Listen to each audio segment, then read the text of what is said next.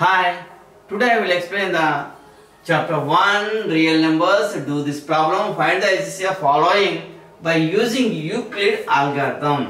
ప్రకారం మనకు ఇక్కడ ఇది థర్డ్ వన్ 300 and 550 చేశాను.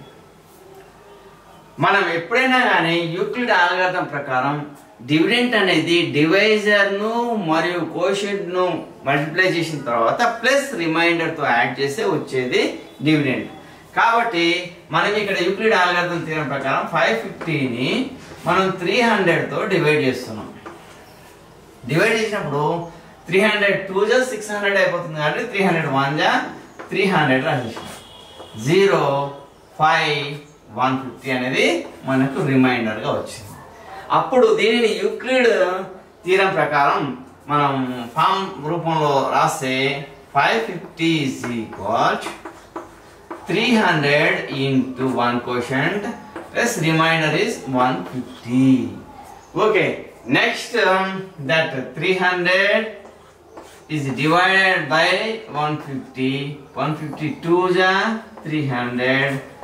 Finally remainder is 0. ఎప్పుడైతే రిమైండర్ 0 వచ్చిందో ఇక్కడ ఉన్నదే మనకు ఆన్సర్ అయిపోతుంది. అంటే 300 and 550 HCF ఏంది 150. దీనిని సెకండ్ దాని ఫామ్ రూపంలో రాయడం కోసం 300 is equal 150 into 2 plus 0. Then HCF is 150.